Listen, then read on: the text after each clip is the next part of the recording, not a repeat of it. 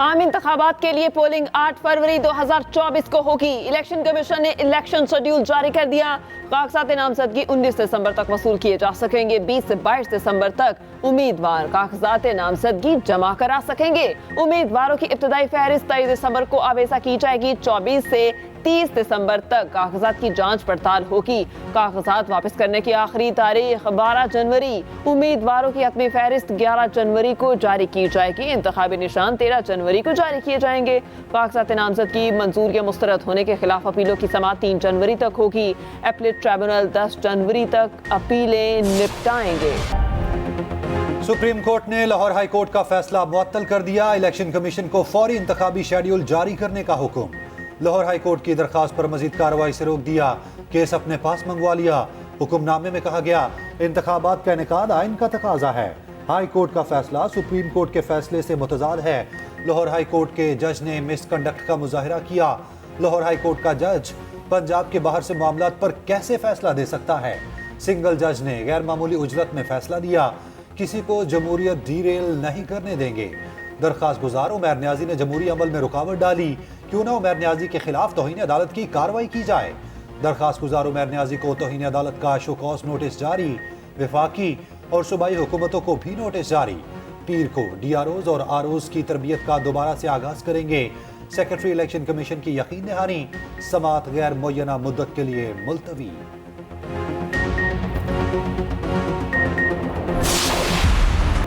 निगरान हुकूमत का महंगाई में पिसे आवाम के लिए बड़ा रिलीफ। पेट्रोल 14 रुपए, डीजल 13 रुपए 50 पैसे फी लीटर सस्ता।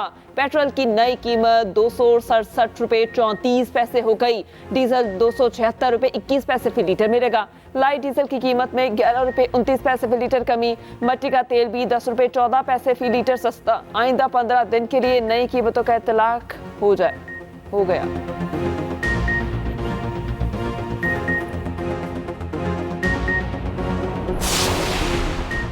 क्या तहरीक इंसाफ चाहती है मुल्क में इंतखाबात ना हो। दौरान समाअत चीफ जस्टिस के रिमार्क्स। कहा मैं इंसाफ दे रहा हूँ। ये वक्त शफाफियत और एहतसाब का है। क्या हाई कोर्ट का जज अपने चीफ जस्टिस को कह सकता है जुडिशल अफसरान ना दो। क्या सियासी जमातों से आरओज और डीआरओज मांगे जा रहे हैं। अदलिया से डीआरओ आरओज ना हो, एग्जीक्यूटिव से ना हो तो फिर कहाँ से हो। असल मकसद तो ये लगता है कि मुल्क में इंतखाबात ही ना हो। जस्टिस मंसूर अली शाह ने कहा ब्यूरोक्रेसी से आरओज और डीआरओज लेने से शफाफियत पर कैसे सवाल उठा। तहरीक इंसाफ को उस वक्त क्यों याद आया जब आरओज और डीआरओज। इलेक्शन के अलावा कोई चारा नहीं। हाईकोर्ट के इनकार के बाद ब्यूरोक्रेसी से आरओज लिए। चीफ इलेक्शन कमिश्नर कहते हैं तहरीक इंसाफ को भी लेवल प्लेइंग फील्ड देंगे। तमाम केसेस के फैसले मेरिट पर होंगे। तहरीक इंसाफ का मुखालिफ नहीं।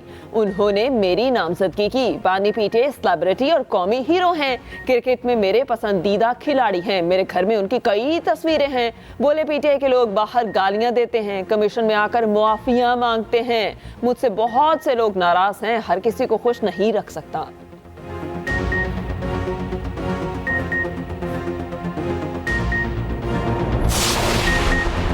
सियासी रहनुमाओं का सुप्रीम कोर्ट के फैसले का खैर मकदम। शहबाज शरीफ कहते हैं फैसला आइन की हिफाजत के लिए संगे मील है।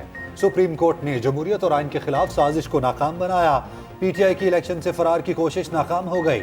इसहाक डार कहते हैं इलेक्शन कराना सिर्फ इलेक्शन कमीशन की जिम्मेदारी है। मुल्की हालात और आइन का तकाजा है कि इंतखाबात वक्त पर हों।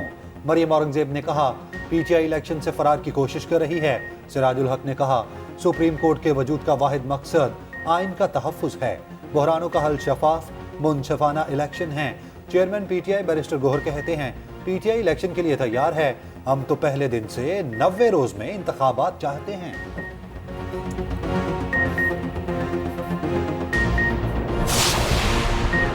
वज़ीर दाखिला सरफराज बुगटी ने इस्तीफा दे दिया। निगरान वज़ीर आज़म ने सरफराज बुगटी का इस्तीफा मंजूर भी कर लिया। सरफराज बुगटी ने 13 दिसंबर को इस्तीफा दिया था।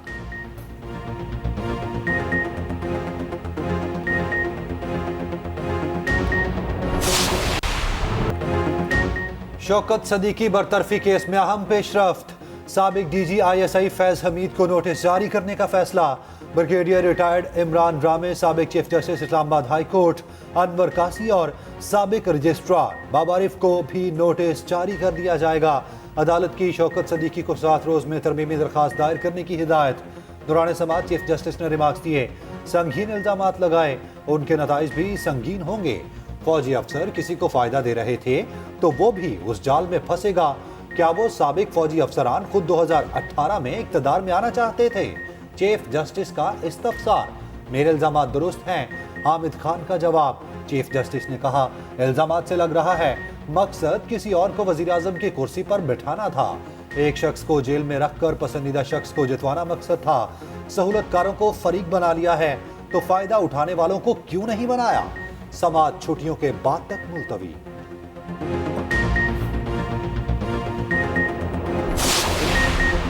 جسٹس مظاہر نقوی کے خلاف جوڈیشل کونسل کی کارروائی روکنے کی استدعا مسترد۔ جسٹس مظاہر کے وکیل بینچ کی تشکیل پر اعتراض اٹھا دیا۔ جسٹس جمال مندوخیل نے ریمارکس دیے، 3 رکنی کمیٹی کا معاملہ انتظامی ہے۔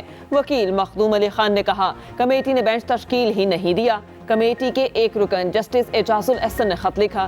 جسٹس امین الدین خان نے ریمارکس دیے، آپ اس معاملے پر الگ درخواست دائر کریں۔ یہ سماعت 8 جنوری تک ملتوی۔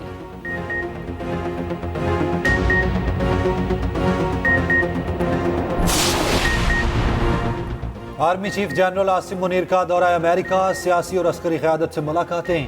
آرمی چیف کی امریکی وزیر خارجہ اینٹونی بلنکن اور وزیر دفاع لائیڈ آسٹن سے ملاقات۔ نائب وزیر خارجہ وکٹوریا، نائب مشیر قومی سلامتی جوناتھن سے بھی ملے۔ Chairman joint chief of staff general Charles سے بھی ملاقات ہوئی۔ عالمی اور علاقائی سلامتی کے امور، انسداد دہشت گردی اور بین الاقوامی تنازعات پر تبادلہ خیال۔ آرمی چیف نے مسئلہ کشمیر عالمی قراردادوں کے مطابق حل کرنے کی اہمیت کو اجاگر کیا۔ آرمی چیف کی بیرون ملک مقیم پاکستانی کمیونٹی سے بات چیت۔ آرمی چیف کا کہنا ہے، بیرون ملک مقیم پاکستان کے سفیر اثاثہ ہیں۔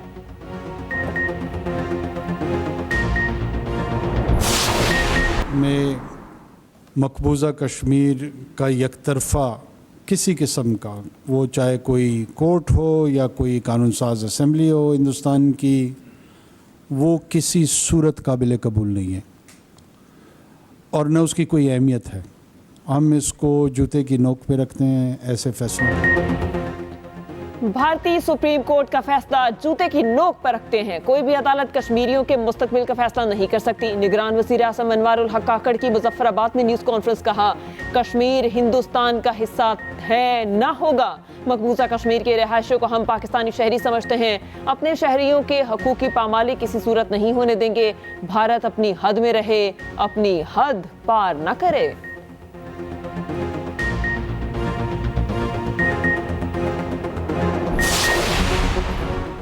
چیف جسٹس قاضی فائز عیسیٰ 2 ہفتے کے لیے بیرون ملک جائیں گے۔ جسٹس سردار طارق مسعود قائم مقام چیف جسٹس پاکستان مقرر۔ نوٹیفیکیشن جاری، آج حلف اٹھائیں گے۔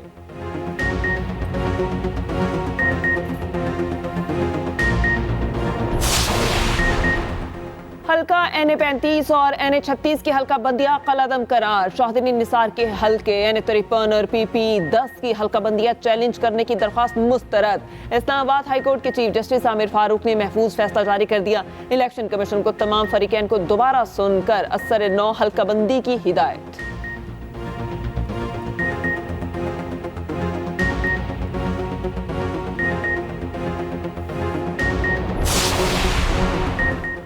ایم کیو ایم کا میرپور خاص میں سیاسی پاور شو۔ خالد مقبول صدیقی کہتے ہیں، پیپلز پارٹی نے تسلسل کے ساتھ سندھ پر جبراً حکومت کی۔ پاکستان کو مروثی سیاست سے آزاد کرانا ہے۔ 8 فروری کو پیپلز پارٹی کو سندھ کے شہری علاقوں سے نکال دیں گے۔ مصطفیٰ کمال بولے، آنے والا وقت ایم کیو ایم کا ہے، پیپلز پارٹی کے جاگیرداروں اور وڈیروں کا مقابلہ کریں گے۔